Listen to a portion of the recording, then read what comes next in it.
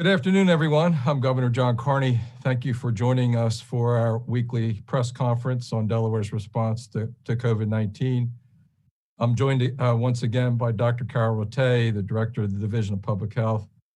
Thank you, Dr. Rattay, for joining us, and just a really special thanks and a shout out to all your folks at the Division of Public Health for their continued great work. We're into this almost a year now. It's so hard to believe it's been that long, but they continue to just do great work. And as with our emergency responders and our Director of DEMA, AJ Shaw, who's joined us again to talk about testing and some news on vaccinations, which continue to be a focus. Pam is with us again to help us with, for those with hearing, who are hearing impaired.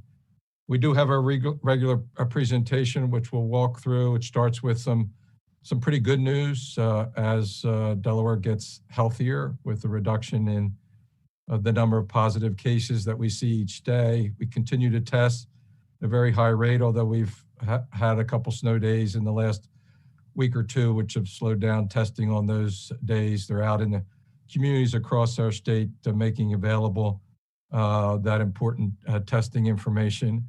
We continue to contact and trace individuals who are come in contact with folks who test positive to protect them and others that they come in contact with. And we're actually making some progress now, as is the situation across the country. We are a little reserved in our reaction to that as we think about reopening different sectors of our economy, because we know that we have COVID-19 variants that are out there and a little bit of uncertainty around how that might affect us in the United States and here in the state of Delaware, and don't want to be left with our guard down on that. So a little caution there as we reopen in reaction to improving conditions on the ground. Our efforts to, as we referred to, flatten the curve, push down the number of new positive cases each day, push down the percent of the tests that we're administering that are positive, push down the number of hospitalizations, importantly, and ultimately, at the end, push down the number of fatalities to COVID-19. So let's take a look at that data update. You can see here the number of new cases is down under 400 on a 7-day moving average. It tends to go up and down a little bit based on the intensity of testing, but again, about so certainly more than half of the peak of several weeks ago, over 800 new cases on a 7-day moving average.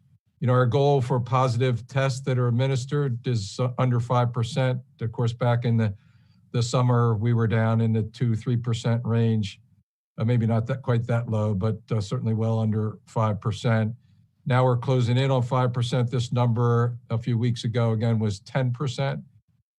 We are testing at a very strong rate, which helps there. And importantly, our hospitalization number is down almost half of what it was at its peak into the 470 range. Obviously, with folks not needing that kind of care, it's just a really good indicator. Obviously, folks that have passed due to COVID-19 now, over 1,200, sad for each of those individuals. Thoughts and prayers to their families and friends, and obviously all our efforts geared towards reducing serious illness and certainly the deaths that we're seeing. We continue, as I said, to test at incredible rates, at rates that I didn't expect we would ever be able to reach. AJ, our goal was 80,000 a month. We were up to 200,000 that one month over the holidays, from Thanksgiving through the December holidays. And we've tested over 1,200,000, almost 1,300,000 total tests, which is almost 600,000 individual Delawareans. We know our population is just short of a million, and so that's a significant percentage of the population. Obviously, many people being tested more than once. We continue in our efforts to vaccinate Delawareans, and so you can see there, and this is on the vaccine tracker on our website, de.gov/coronavirus. I would recommend folks who are following to follow the data dashboard we just talked about in terms of the number of positive cases and hospitalizations, but also to look at our vaccine tracker.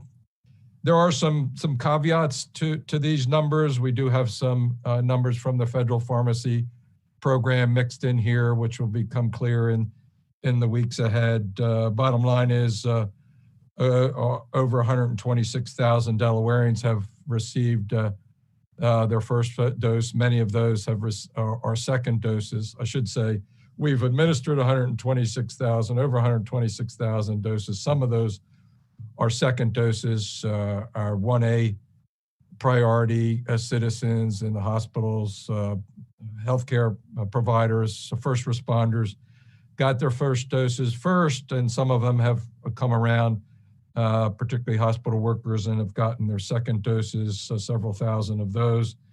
And we'll talk more and more today in the presentation today about the delivery of second doses, which is a big priority for us as we move into the weeks ahead, and trying to increase the number of first doses. The number of doses we've received at the state, 138,000. So some number of those are moving from the state warehouse into our providers. Some are with our providers being ready to deliver. You're always going to have a little bit of a flux there as you deliver the supply, ultimately being put in someone's arm. So going back to the rate of positive cases, you can see each of the age categories. Still the highest are our young adult group, and we continue to message that group to be careful in social gatherings and places where they might come in contact with folks outside of their households. Make sure you're wearing your mask when in public and follow the mitigation guidelines. But you can see all of the age groups starting to flatten it out as we flatten the curve. Next slide really shows us the flattening of the curve going all the way back to the beginning in April, with the run up in the number of hospitalizations. This is our hospitalization chart, these are numbers that we know. We get them on a day-to-day basis from the individual hospital systems, and so they're discrete and knowable and not a function of testing. And you can see the peak there in late April was at 337. We had improving conditions as we moved into the summer, and very good conditions in July and August. There we were below 100 new positive cases each day. We were well under 5% positive on the testing that we were doing. We weren't testing at the level we have been recently. And then you can see the run up after Thanksgiving in late October through the December holidays. And now we're on the downward slope, hopefully on the other side of that peak in early February. If you look at the numbers, back in the spring, we went from 167 on April the 9th to 337 hospitalized patients just really 2 weeks, not even 2 weeks after that.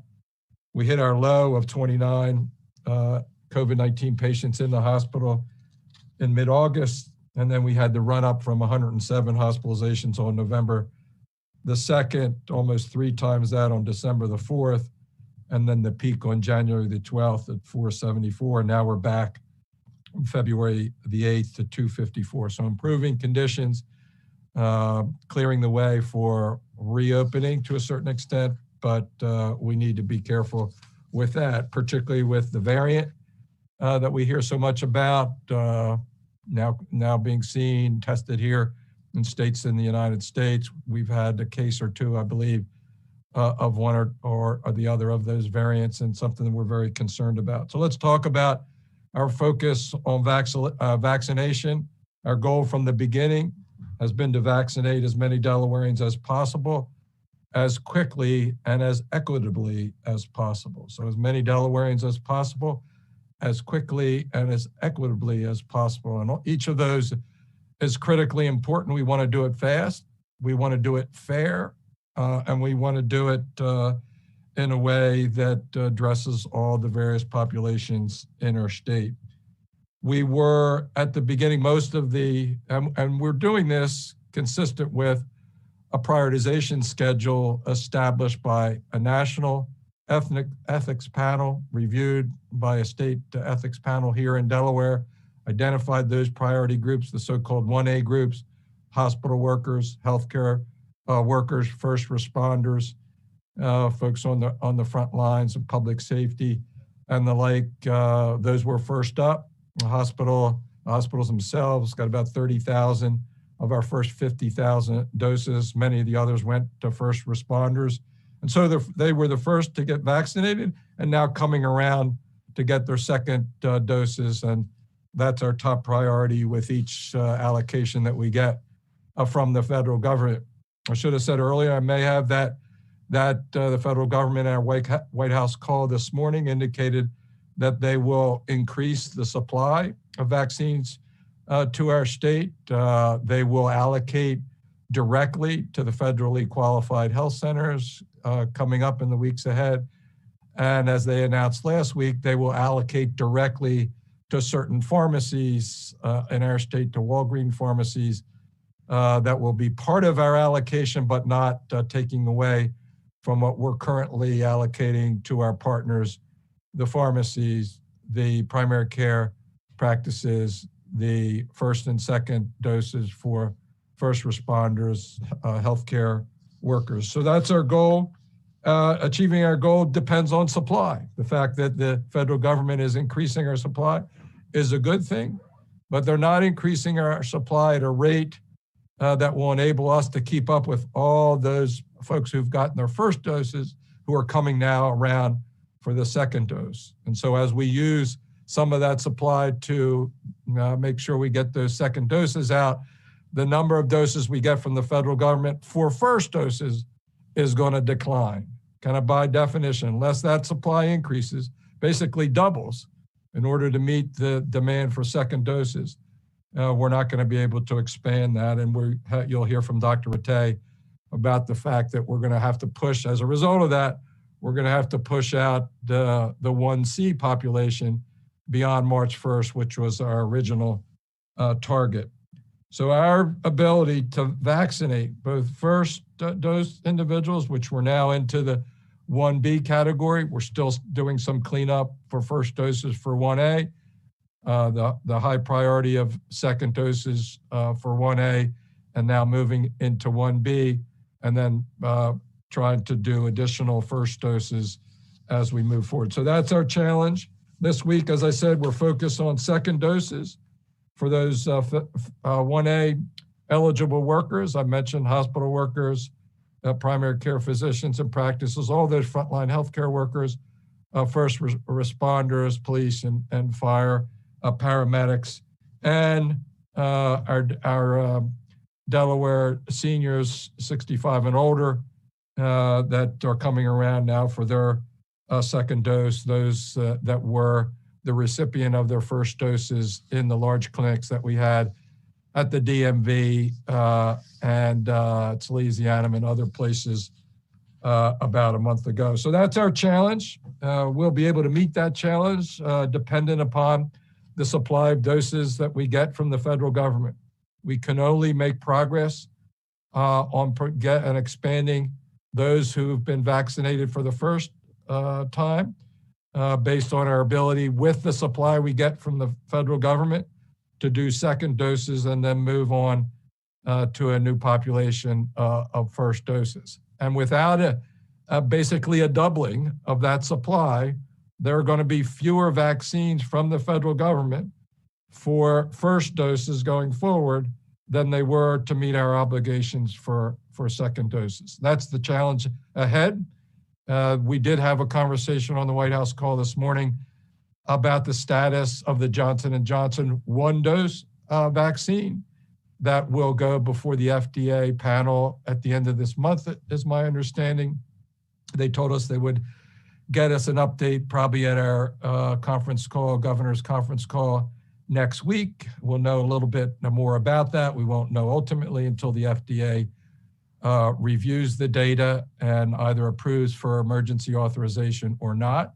If they do, it will be a game changer for us because it will open up so many more opportunities to deliver first doses to the people of our state. So with that, I'm going to turn it over to Dr. Rattay, who's going to talk more specifics about second doses, our efforts there, and other questions really around logistics, and then turn it over to AJ, who will expand on that, talk about other second dose opportunities, as well as our continued focus on testing. Can't forget about the fact that we need to all continue to lean in on mask wearing, social distancing, all the COVID-19 guidelines and guidance around mitigation. We're doing better. We're getting healthier. We seem to be over the peak there. We're on the other side of that, but it's not a time to let down your guard. It's really a time to lean into it so that we can get back to normal here as we continue to vaccinate people in our state. Dr. Rattay. Thank you so much, Governor. So I'm going to start today with just touching on areas of concern, which is something that we've been doing for quite some time in these briefings. And we're not going to go over a map of areas of concerns this week because there are no zip codes in the state of Delaware that meet the criteria we have been using for the past few months. So the criteria I've been using is for zip codes that have more than 500 cases per 100,000 people. And all of our zip codes are below that. In fact, only 7 meet a criteria of 250 per 100,000 people. So we will establish new criteria because we do think it's important to know which areas of the state are we seeing more spread. But I think we'll just celebrate right now the fact that throughout our state, we've seen decreases. Now, I'm also going to throw in a little bit of a caution, though, as well. We're really pleased with the trends that the governor just went over, but it's really important that we remain cautious. We know that we've already seen the UK variant here in our state. Other variants are circulating that are more contagious, and we just want to make sure people don't let their guard down now that we are seeing some improvements in our cases. So let me really focus on vaccines. We're really pleased that we have 126, almost 127,000 doses of vaccine administered in the state. Soon you will see on our vaccine tracker a differentiation between first doses and second doses. What I can tell you is about 102,000 of these doses are first doses. So about 102,000 people have received vaccine, and about 25,000 doses are second doses. And we received a CDC report just a few days ago, which shows that we're doing pretty well with our second doses, meeting the 21 and 28 day timeline. The other thing I'll share is we just received a report from CDC last night that shows us to be one of 9 states, including the District of Columbia, that has vaccinated 10% or more of our population. So we remain in the top tier of states as far as getting our population protected with this vaccine, for which we're just so pleased. But let's move on to the next slide. And I want to talk about our efforts to reach underserved communities, which we talked about last week. And as the governor just mentioned, this is so incredibly important to the work we're doing to make sure that for those who it's harder to access vaccine, that we make sure we meet them where they are. And so we got started last Thursday with some Wilmington high rises, and we'll continue that through next week, as well as some Kent senior facilities. You see here on this picture, Ms. Sherry Ezekiel receiving her COVID vaccine at the Crestview Apartments, where last Thursday, 52 seniors were vaccinated. In Kent County, as I mentioned, 4 senior facilities are going to begin vaccination later this week. And we're in the planning phases of reaching some Sussex County folks who are in lower income senior facilities. So we're really happy to have been able to get that started. Many of our partners are really focused on efforts to reach people in higher risk communities. That includes our federally qualified health centers, of course, as well as our hospitals, who all are have either already initiated and run some events. Like Christiana Care ran an event last Friday where they reached about 1,000 individuals in the Wilmington community in our higher risk areas. Bay Health has been doing the same. BB, as well as working closely with partners like La Esperanza and First State Community Action to reach members of the Sussex County community as well. So really grateful to our partners for leaning into reaching more vulnerable populations. Additionally, as the governor just mentioned, the Biden administration announced last week that every state is going to be receiving some federal allocation directly to pharmacies. Walgreens is the pharmacy that will be receiving these additional doses here in Delaware to reach more people. We've been told that they're going to emphasize this allocation on more underserved communities. At this point, we don't know when, how much, and where this will be, but we're expecting our Walgreens pharmacies to have additional doses, not all of them, but some of them next week, which we know will be very helpful.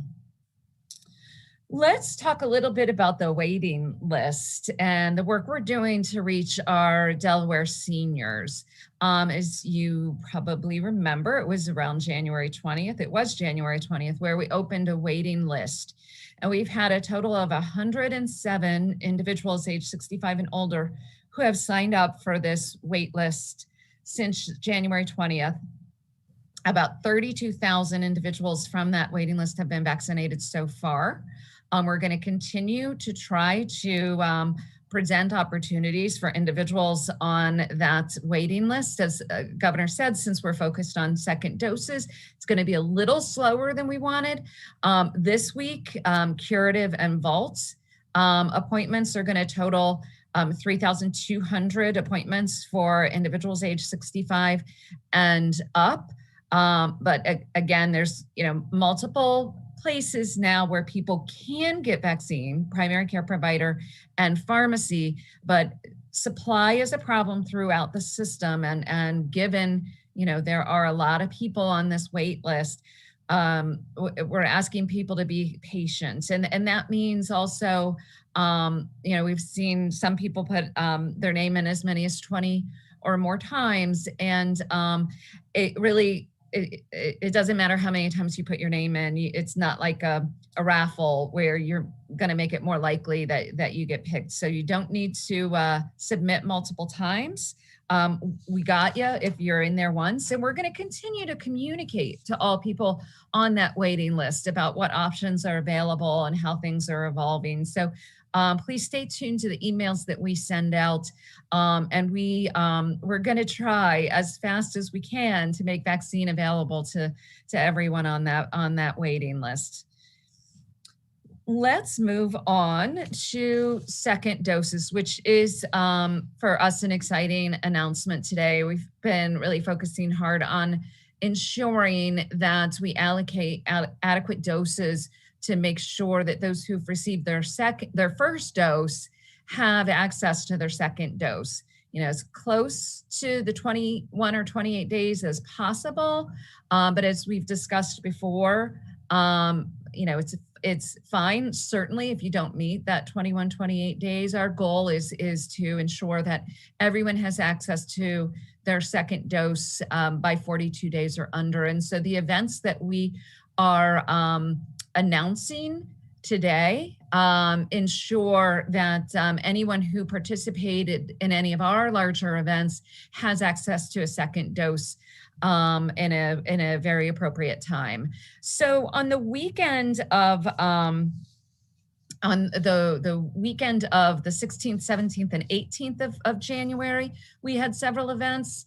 And also the following weekend, we had several events. And that totals over 20,000 people who got vaccines at these events. So a lot of work has gone into setting up some activities. I want to give a a huge shout out to our awesome DEMA director, AJ Shaw, who's done really just a tremendous job of setting up curative sites, as well as putting forth a proposal to ask FEMA to come and help us with some sites. So he's going to talk more about that. But some of you experienced curative through testing. Some of you've already experienced curative through vaccination, and they are really increasing their capacity next week. Our curative events, thanks to AJ, are focused on second dose events in Dover, as well as Wilmington and Georgetown, Del Tech. And these events are really focused on those who were vaccinated the weekend of January 16th, 17th, and 18th.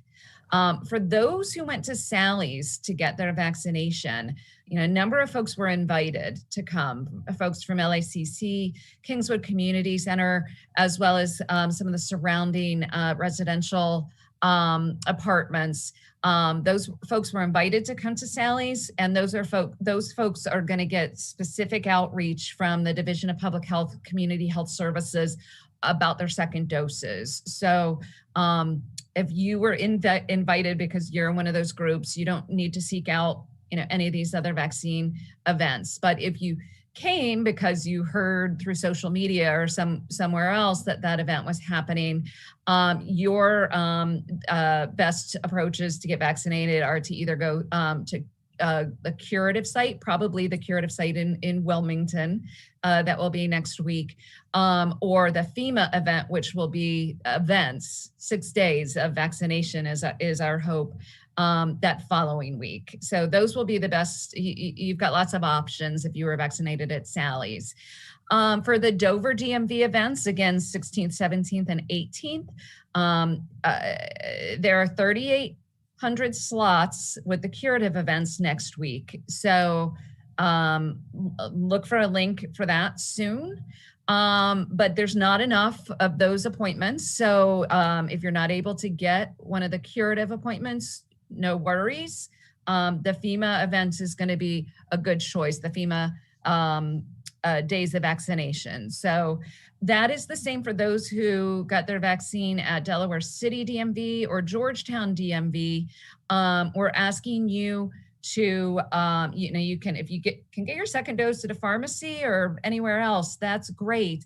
But if not, we're asking you to look to the FEMA activities at the Dover Speedway, starting somewhere around the 20th. AJ will give you a lot more information. For those who got their vaccine at the Chase Center, hold tight.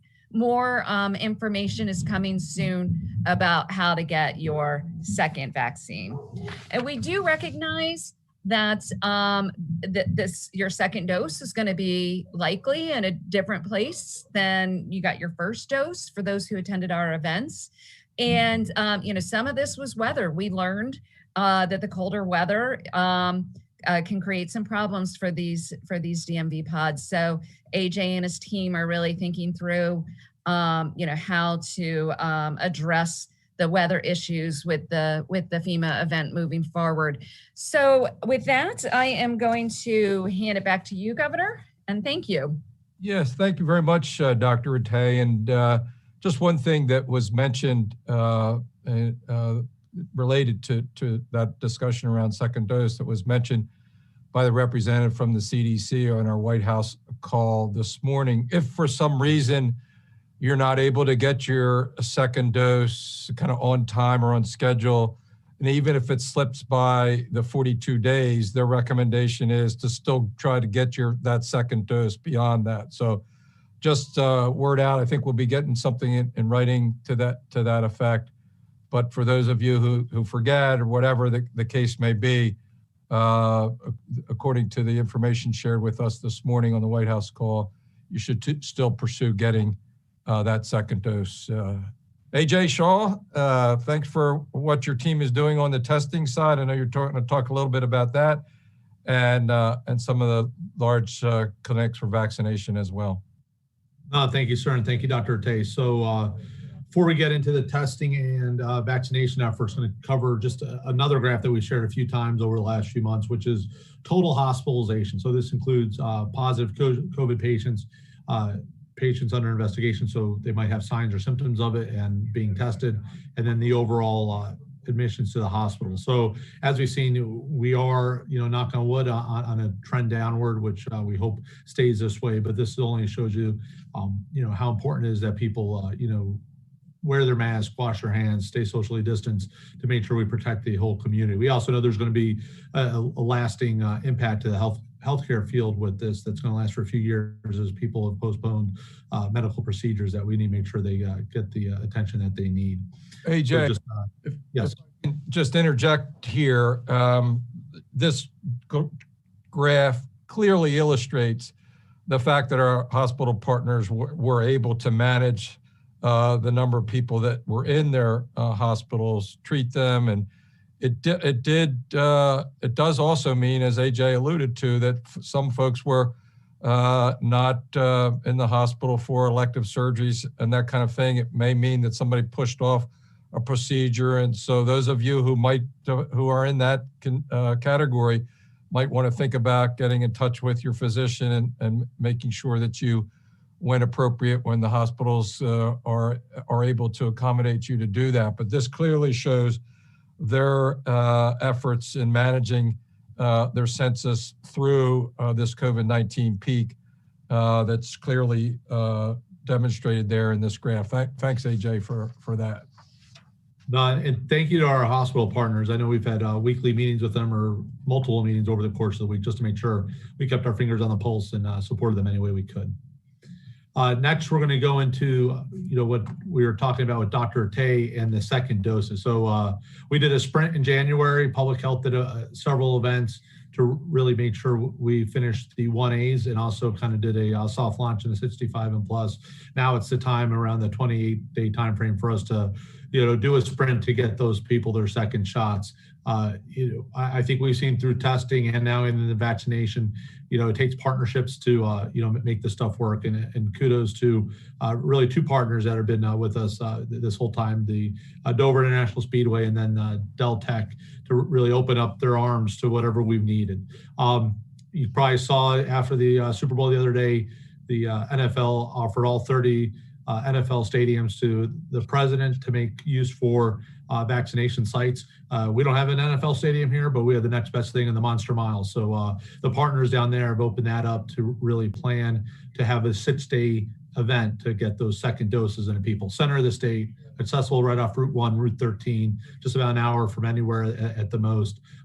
And our thought is we're also going to keep kind of the structure of whatever we set up there standing for those days where we do have an ample supply and be able to turn it on. So, there's a spring race this year, but we've still got some time. We're hoping we have additional capacity in the state where we could turn this on and, do even, several thousand people a day. So kudos to the Speedway, our partners at Dover Police Department, DSP, DelDOT, and others that are really rolling up their arms, figuring out how to build this over the next few days. FEMA's bringing in a lot of personnel to help run it, but this is still vaccine coming from the state supply, as the governor said. So they're not bringing in the vaccine for these second doses. We're taking what we get from our allocation, building up this event for 6 days, which is going to be about 18,000. Governor. Yeah, I just want to underscore that point again, right? So we did thousands of folks to get those first doses out, 3 weeks and more ago. Now they're coming around for their second doses. And so those vaccines that are going to these large events to accommodate the second dose for the earlier group are vaccines that can't go to the next group. And that's, again, pushing off our ability to move into the 1C group that we can go back to. I think we missed a slide. We can go back to that in a minute. But everybody just needs to understand the effect of that. Without getting a doubling of the supply, it's going to cut into our ability to give more people first doses of the vaccine. No, absolutely. So on top of the Speedway curative next week, right now they're in Dover. We're going to utilize the Georgetown Deltec campus as well as Wilmington Deltec campus to add at least 2 days in each of those. again, those events are going to be all for those people that went to the Dover DMV the 16th and 17th in Dover in January. So we know everybody's not going to be able to get one of those sites, but we also know, or one of those spots, but we also know we're going to have an opportunity for everybody that needs that second dose between that event and down in Dover International Speedway the week of the 20th. So more information to come on that. And what would a presentation for me be if we didn't talk about testing a little bit? So last week we did finish with just under 38,000 tests performed in the state, down from about that 50,000 average we've been at per week. However, we did lose almost 2.5 days at some of our bigger sites because of the weather. I am hoping we catch up this week. We have a full week of events that we have on the other slides. However, it looks like Mother Nature might throw us a curveball towards the end of this week. So just make sure you check what de.gov/get tested or the Division of Public Health Facebook page, because as we have to close or cancel or rearrange some of these appointments, we can try to get that word out as close as possible to the time that we make that decision. But still, 37,000 last week with 2.5 snow days in some areas. So it's still kind of on track for being over 150 to 180,000 this month, which it shows no slowing down. Just the weather is going to, kind of keep us from getting that 200,000 number again. Yeah, and continued incredible effort by your team, AJ, by our community partners, by everybody that's been leaning into that. Even with the slowdown with the snow days, we're far beyond our original goal of 80,000 a month.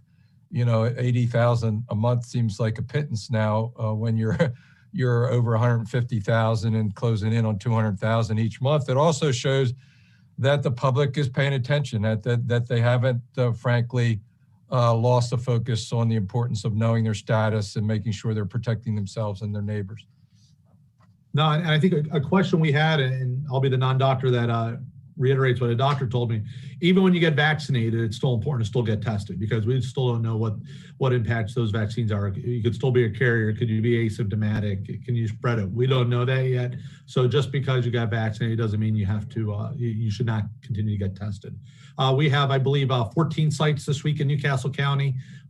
Again, big thanks to Newcastle County and the county executive and the individuals on his team, whether it's their special services, event team, or their county paramedics or their officers that help with these. You look at the Star Campus, you look at Frawley Stadium events, they'll get 2,000 to 3,000 people there. And I remember when we did our first few drive-throughs back in May, we were doing 800-900, getting excited, we were getting through it. So we almost had this down to a science, and we'll be happy the day we could put this plan away and move on something else. Kent County, we have 6 events going on, all with the curative trailers. Again, sign up, make a reservation if you can at delaware.curativeinc.com. If not, you can still walk up and make an appointment there. Just takes a little bit longer. So if you do it in advance, it just helps you from having to stand outside a little bit longer. And then we have 9 events across Sussex County this week as well. So testing is still going strong. Again, if something happens Thursday and Friday with the weather, we'll update Facebook and the Division of Public Health website as quickly as possible so people know to rearrange or go later. Sometimes we open clinics later. Remember, you can go to de.gov/get tested for the most updated information or make reservations. And then I'll turn it over to the governor. He's got some updates on the 95 project. Right. So do we have the slide for the 95 project? There it is. This is going to be a challenge for all of us. I know this stretch of the interstate well. I live on one end of it. It's going to be a challenge for all of us, but it's a necessary project. It'll put people to work for sure at a time when folks need to be working. So make sure that you tune in to restorethecorridor.com. The traffic impacts begin on the 12th, coming up here in a few days. Sign up for the alerts. Make sure that you know how to get around the reduced lanes across the viaduct and the approaches to it. And on the other side of it, it's going to be a challenging time. I remember many, many years ago where we actually closed down one side for almost a month of I-95 north of Wilmington to the state line. Then we reopened the one side and closed down both lanes coming the other way. and folks were able to find their way around. A little bit more difficult, I think, this time. We're not closing the full corridor in either direction, but you've got to get beyond the closures through the city of Wilmington or wading through the line there. So everybody's going to have to really pay attention. There will be transportation opportunities around it that might help you in your individual circumstances. Right now, there's still a lot of people working from home, working remotely. That will change as we get healthier, as we continue to flatten the curve of COVID-19, get more people vaccinated through the spring, and hopefully get into a better place early this summer. So pay attention and be ready for some traffic on I-95 through Wilmington. I know your COVID status. We passed over that one. Get tested, as AJ said, to get information about COVID-19 on our website, de.gov/coronavirus. My community, my healthy community, a tab will take you to all the data dashboard. The vaccine tracker will take you to vaccine information and answer many of your questions. So again, thank you for joining us today. We have media that's part of the presentation. Happy to address the questions that they might have. Okay, first we'll go to Dan Laurelham from Delaware Live. Hello, can you hear me? Yes. Hi, this is Dan Laurelham with Delaware Live. My question is, we've seen reports of private practices in other states distributing extra or soon to expire doses, as well as doses intended for patients that did not come to their vaccination appointment, to pretty much anyone on a first come, first served basis. Do you think this is the correct thing for Delaware private practices to do? Dr. Rattay? Yeah, it's a really great question.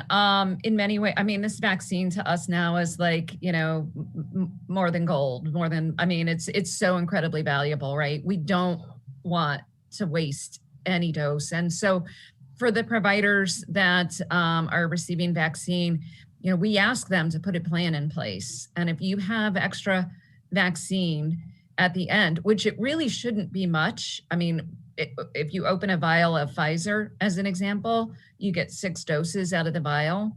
So you do need to use those 6 doses within, you know, a few hours, or they are no longer good.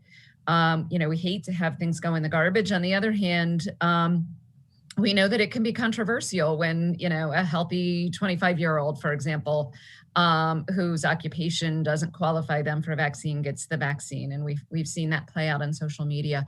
So again, what we've asked the providers to do is put a plan in place so that, you know, if you've got a waiting list of people who are 65 and older, and you've got extra vaccine, you know, then make those calls and ask those folks to come in. So really try hard to stay within the phase we're in and not use those extra vaccines outside of the phase. But we really do not want to see vaccine wasted.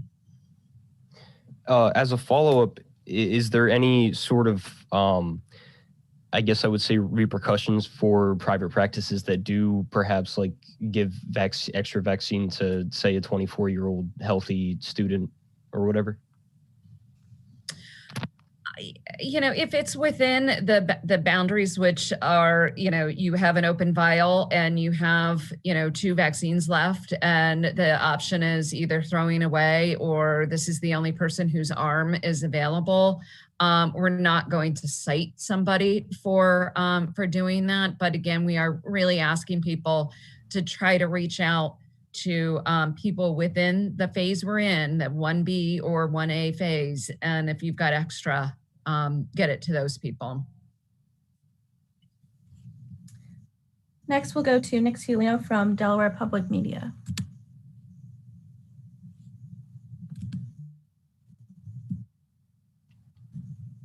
Nick, you should. Hello. Yeah, I'm unmuted. Thanks.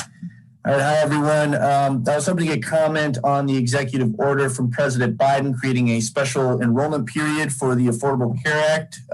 Are we expecting a high turnout for this year in Delaware? Well, first of all, before asking Dr. Rattay to comment on that, I thought it was a good thing, to enable people who may have been left without health insurance or coverage to be able to sign up. There are some logistical issues around that for sure, which is why they have those enrollment periods of time. And I don't know what our experience in Delaware has been, but Dr. Rattay may.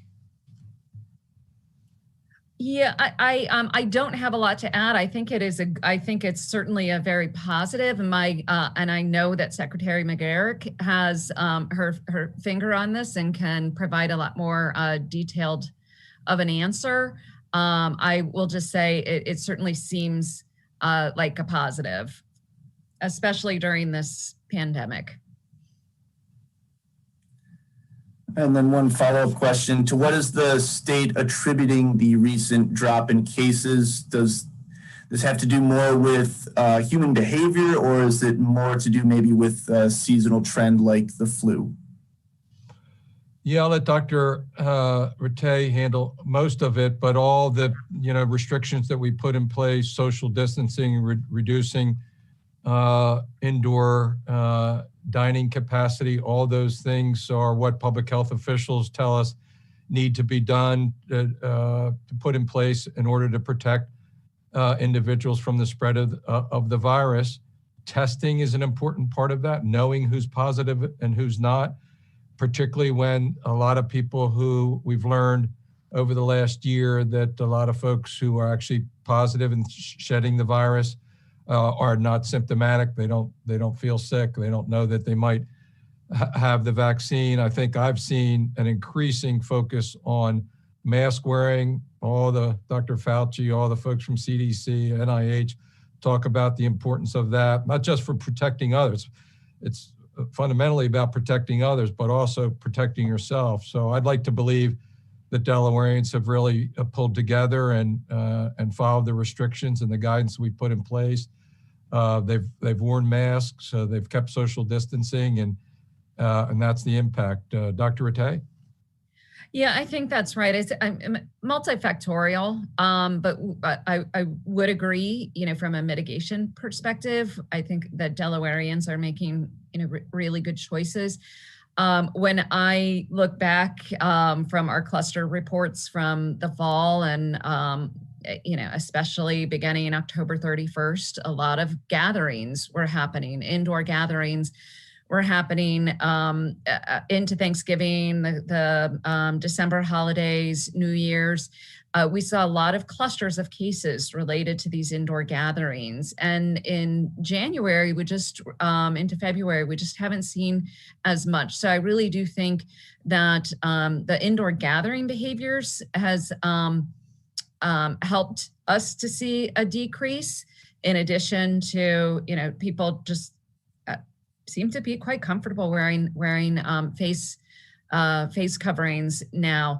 There is, though, some, whether it's seasonality or almost a kind of a life span, if you will, of these peaks of viruses, and we are likely on just the other side of the high peak that we were experiencing. So this may be a natural progression of the virus. But again, that does not mean that it's not going to kick back up again, especially with the new variants. And so we'd love to just breathe a sigh of relief at this point, but we can't. All right, next we'll go to Cassie Simon from WBOC. Hi, everybody. Can you hear me okay? Yes, Cassie. Governor, I want to ask you about your executive order from last week. Down at the bottom, there was a note that effective Thursday at 9 a.m., all COVID vaccinations shall be made available only to people who meet the current criteria for inoculation as determined by DPH. Why did you feel that was a necessary addition at this juncture to add that to your executive order, and how exactly are we going to make sure that is being followed now that more than just DPH are going to be giving vaccines? We're going to be seeing them in pharmacies and, family providers as well. First of all, really just to get that message across that we have a prioritization process that was established through a very public and transparent process at the federal level and at the state level that determines how to distribute and administer a life-saving vaccine, and which identified the 1A group, which is those folks that are on the front lines. Frankly, our partners in the hospitals, first responders, paramedics, those that are exposed to people, can't keep socially distanced and are at great risk, notwithstanding their age. And then obviously one of the second big categories in the 1Bs is those senior citizens over 65. And the national recommendation was 75 years and older. We expanded that, recognizing the life expectancy of some of our minority populations just as a matter of fairness and equity. And so it's just a message that there's an orderly process for distributing this virus and administering it to people. It's based on ethically the best way to distribute something that is in short supply. And we've seen, obviously, with the great demand and limited supply, how important it is to prioritize. Dr. Rattay talked about it a little bit in answer to the earlier question, and just asked her to elaborate on that point as well. Yeah, I mean, I think you said it very, very well. I mean, the order of progression is, a lot of really smart people with ethics backgrounds spent many hours, determining what is the best way to approach this while focusing on saving lives, preventing hospitalization, preserving our critical healthcare and essential infrastructure, and ensuring equity. And so, I will say I don't feel like we've seen a lot of this in Delaware. I feel like Delawareans get that they may not want to wait their turn, but people are waiting their turn. I don't feel like we're seeing a lot of people trying to cut the line. But I think, just to ensure to our providers who are providing vaccine that we're all, taking the same approach, I think it makes it actually easier for the providers to know this is where the line is to be drawn at this point. But why now? Why is this something, that we hadn't seen in the executive order, when Delaware first began getting the vaccine in December? Why specifically now are we seeing this added, months into this? Is this due to critical shortage of the vaccines that we're seeing, or is there another reason behind this? No, I think it was just a question of the experience of the first month or so. It was earlier on. It was a lot easier to control because most of it was going directly from our warehouse to the hospitals to do their own employees and to do first responder groups, which was it was a lot easier to control. Once we moved into large public vaccination sites, we immediately saw the challenges there. Isolated, I think. I agree with Dr. Rattay in terms of folks trying to jump the line, but just to underscore that there's a prioritization here. This public, scarce public good is targeted in this period in time to those senior citizens most at risk.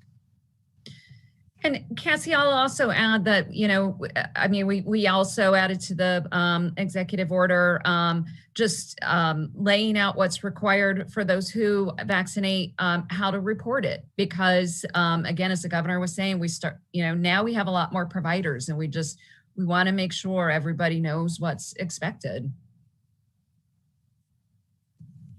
All right, next we'll go to Amy Cherry from WDEL. Hello. Earlier, you mentioned that those who have mobility challenges who got vaccinated at Sally's will be reached out through community organizations. But I'm wondering, what about others who may have similar challenges or who only drive locally, who may have been vaccinated at one of those DMV events because really at the time it was their only choice?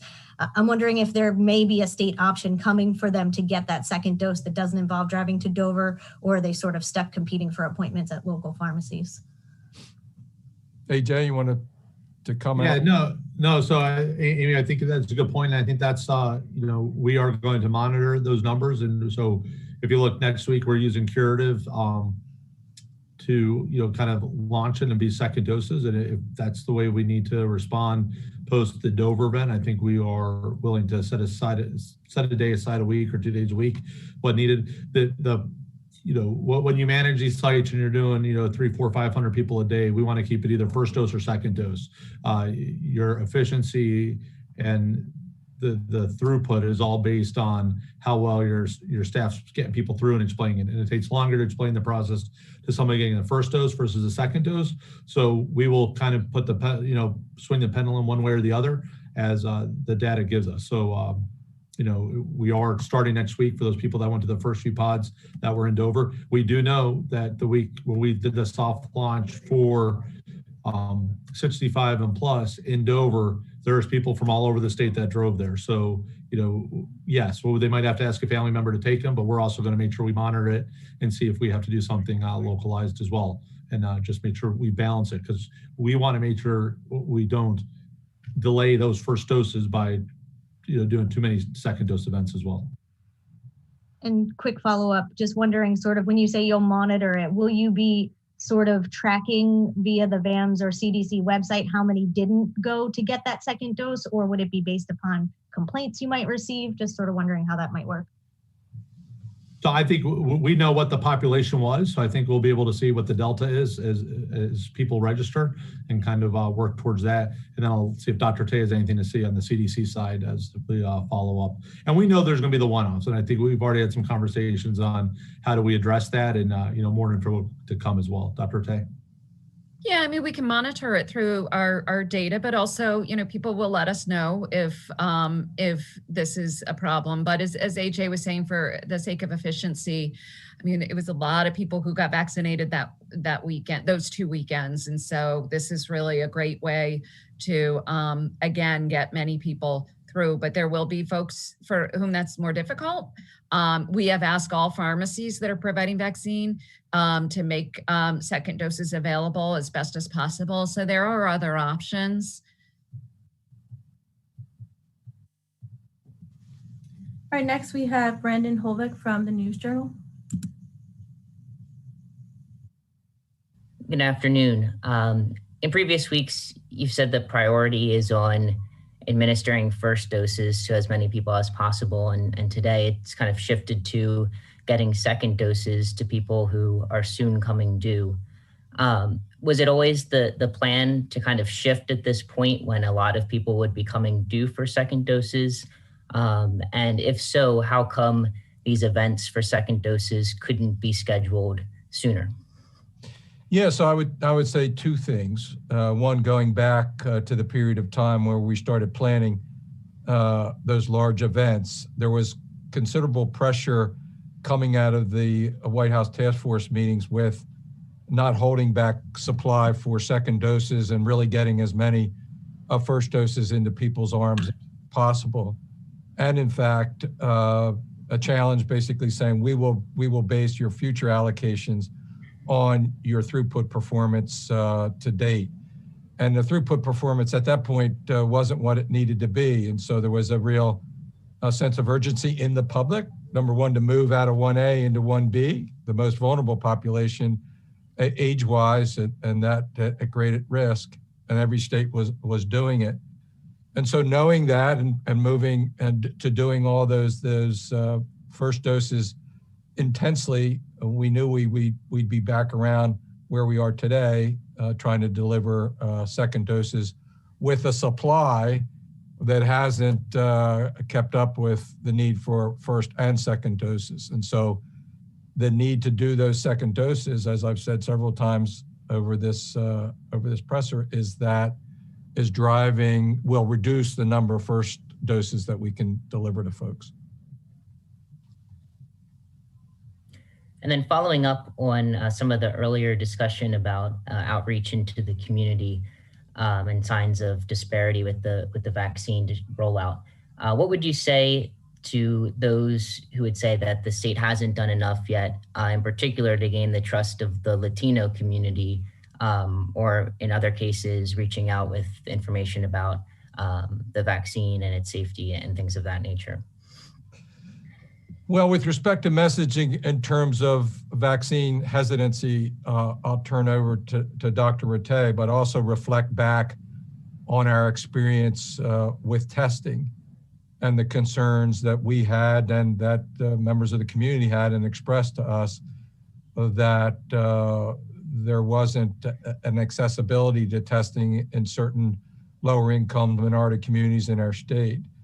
If you look on our data dashboard now, you'll see that the rate of testing among those populations is at a higher level than the Caucasian population in our state, meaning that our outreach, our response to that legitimate issue and concern address the equity issues on the testing side, and we continue to do that. And truthfully, those populations were affected disproportionately. We've focused on several of the large clinics that we've had intentionally on targeting certain areas to address the equity issues. It is one of the top issues right below the 1A prioritization that came out of the ethics group, and alongside of the priority for second doses is to make sure that we get equity in the distribution of first and second doses. And therefore, our partners know that they will be evaluated on a week-by-week basis based on whether they're achieving our equity goals, and we will be able to reallocate to others who are doing a better job of meeting those equity objectives. It's clear to me that the two things that the federal government is doing separately and have announced on consecutive weeks, one with respect to the individual pharmacy program, targeting certain Walgreens pharmacies in our state by zip code, and the announcement that we heard today around additional doses for our federally qualified health centers, which, by the way, we have been allocating doses to from the beginning. Actually, they've kind of tapped out their ability to do it. This will clearly push them. But both of those efforts, in my view, are targeted towards getting a better, a more equitable distribution. Dr. Rattay, anything you'd like to add to that? You know, the only thing I'll add is, I mean, this is so very important to us. And in public health, I think we often recognize as state government, we're not always, you know, going to be the best messenger in the community. And our goal and role is often to put the community leaders in the driver's seat and for us to enable and support them to reach members of the community. And so, you know, an example being Maria Matos and LACC has been a great leader in bringing folks together along with other partners like hospitals upstate and Westside Health. Downstate, we've got some really great partners who are trusted and have relationships. La Esperanza, Dr. Perry, La Red, Nanacoke and Bibi with the Latino population. So our role and our goal is make sure that they've got what they need to reach this population. Of course, what everyone needs right now is more vaccine. And so although we can't get as much as we want, it is a priority to get vaccine to these partners so that they can reach these higher risk populations. Thank you. It's important also to recognize that the distribution, the demographic distribution of the vaccine, at least for the first, say, half of those that have been delivered, is going to reflect the demographics of that 1A population, right? Targeted hospital workers, first responders, police, fire, paramedics.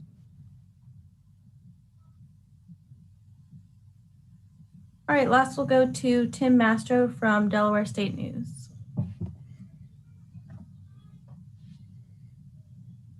Good afternoon, everyone. First, just real quick, I'm sure this is dependent on supply, but is it possible anywhere now to be able to schedule your second dose when you schedule your first? Is it part of the state's plan to eventually have that? And is there a timeline to where that can be pretty common to schedule both at the same time when you register? Dr. Rattay? Yeah, as we've all said, we've seen some ups and downs from federal guidance and supply, but we have received some reassurance that our supply is going to continuously increase, maybe by small amounts, but we really believe at this point going forward that the best thing that can be done is to have the second dose scheduled wherever possible when the first dose is provided. That being said, depending on what the supply looks like 3-4 weeks later, those appointments may have to be canceled. Mm-hmm. And then this is kind of a little bit similar to Brandon's question, but is there specific benchmarks that you're looking at when you're talking about the diversity of who receives the vaccine? I see on the vaccine tracker that the non-Hispanic Black group is up to 7%. It was below 5% last week. How long will it take to know how successful these efforts are? And what numbers will you be looking at to know if they've been successful? Yeah, as governor, I take kind of a very simplistic look at it. It ought to look like our state.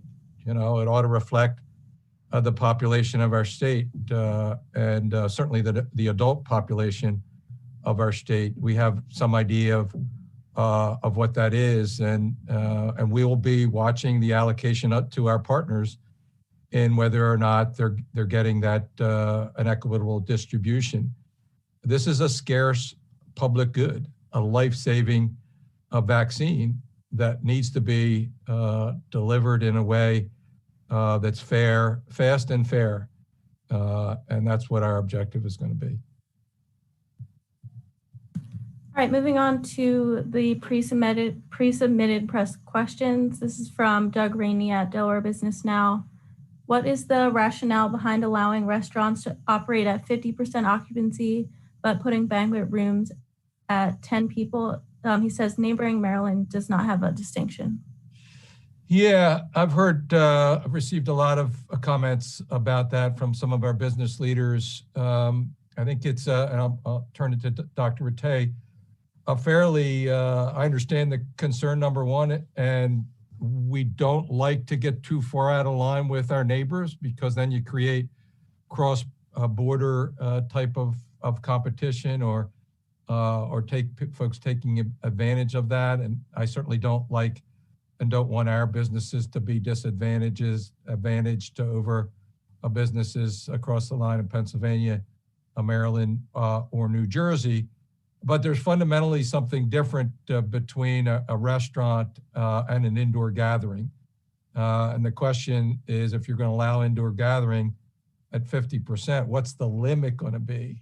And it's a lot easier to manage that, and our guidance around restaurants does really still apply to individual tables, limits the number of folks and households in those tables, and therefore an extra level of protection, which is not necessarily provided in an indoor gathering, like what I've heard from business leaders is a small wedding or a small event. Well, you got all kinds of households, intermixing and creating additional risk. We'll continue to look, and as we get healthier, we're over 300 now positive cases on a day-to-day basis. Remember, our best days were during the summer. We were under 100. And so we're still 3 times worse than that, even though we're twice as good as we were, 3 or 4 weeks ago. So we'll continue to look at that. I hear loudly the complaint and the concern there. Dr. Rattay, you want to add to that? Not a lot. The restaurants are more controlled at this point. I mean, at this point, you can have 6 people at a table, but it's supposed to be people in the same household. And in general, it's more controlled. When you get to 10 or more people, that's a gathering. And when we look at our cluster data, that's where a lot of super spreading happens. These informal events, people have their masks off, they kind of jump from group to group. And those are gatherings. Those are how, we can really drive these numbers up. And as we start to see more of these variants in our state, that is going to be a main way that these variants get driven when we have these like super spreader types of events. And so I definitely understand the concern, but the science really has shown us from our own data, national and international data, that those gatherings, especially indoor, 10 or more people, is of concern. All right, next question's from Mary Lou from WGMD. Is there an update on approval for the 1-dose Johnson & Johnson vaccine? If this is approved, bringing more supply to the public, will this change the timing for upcoming phases in the vaccination schedule? So I touched on that. I probably have the most up-to-date information right from the White House Task Force just a couple hours ago. This morning on our call, nothing really to report other than there's a meeting scheduled of the FDA at the end of the month, at which the data will be, I guess, reviewed. I don't know about presented. Dr. Rattay could probably talk about that. It will be a game changer for us. Of course, depending on supply, how much that they already have produced and ready to go. It's a 1-dose vaccine, 70-some% effective efficacy, very efficacious with respect to fatalities and hospitalizations. So clearly a step forward, particularly as, again, we're trying to address second dose needs with limited supply coming in to expand the universe of first dose and initial recipients. So it'll be a game changer there. Dr. Rattay, any comment there on what you've heard? The only thing I'll add, because I failed to talk about us going into 1C when we can go into 1C earlier. Right now when we look at the math and we look at the number of doses that we're getting of Pfizer and Moderna, it may be, not until April that we can get 50% of those in 1B their first doses. And so as the governor said, this Johnson & Johnson vaccine will be a complete game changer for us. And frankly, it can't get here soon enough. All right, this is the last question we have time for. It's from John Hurdle at WDDE. What help is the state giving to retrain people who have permanently lost their jobs because of COVID? He also asked, what is the state doing to increase the development of abandoned sites? Yeah, so a couple of things on both of those, and I know that they were among recommendations that were submitted to us by the Delaware State Chamber of Commerce and in an effort that they had. Very helpful, by the way. We did initiate a program with CARES Act funding to do rapid retraining of our workforce, and there are a number of programs that are underway, certificate programs, particularly at Delaware Technical and Community College, significant enrollment in those.